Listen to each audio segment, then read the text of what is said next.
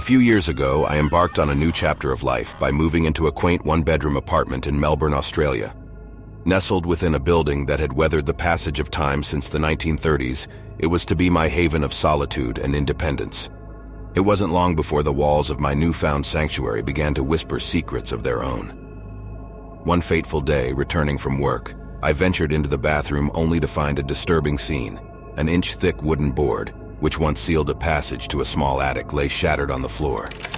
The realization struck me like a cold hand, and an unsettling truth crept into my mind. Someone or something had tampered with it. Fear held me captive, my heart pounding in my chest as I pondered the impossibility of the board breaking on its own. The notion that someone might be lurking above sent shivers down my spine. An email to my landlord yielded confirmation. Previous tenants had experienced the same eerie phenomenon. My haven was no longer just a place to call home. It was becoming a realm of mystery and shadows. With a promise to replace the shattered board, a semblance of calm returned, but it was short-lived. Nights turned into nightmares, and my haven transformed into a place of dread. At 4 a.m., I was roused from sleep, my skin prickling as if unseen fingers grazed my flesh. An eerie silence enveloped the room before a haunting sound pierced through it.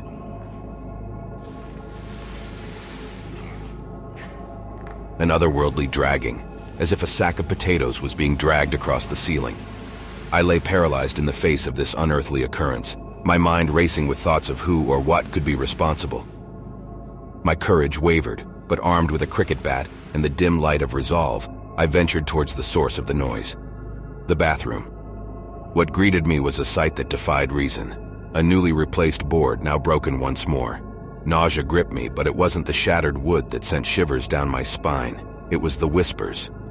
Clear and chilling, they emanated from the attic.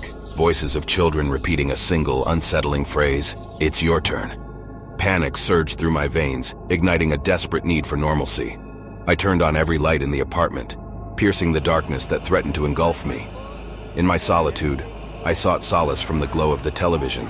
Yet even that was soon snatched away by a fuse that surrendered to the oppressive atmosphere.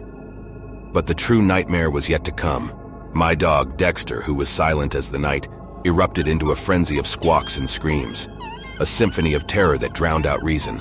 The very air seemed to vibrate with malevolence, and I found myself fleeing to the only sanctuary left, the shelter of my car.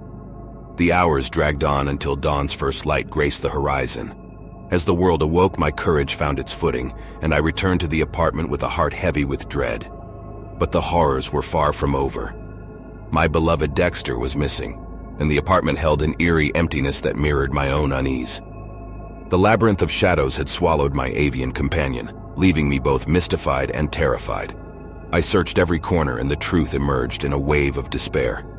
Dexter, my loyal budgie, lay half-drowned in the toilet, a victim of an unexplainable force that defied rationality.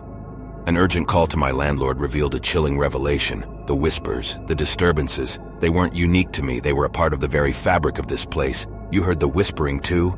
she said. For 18 months I navigated this realm of dread, where whispers lingered and boards shattered without explanation.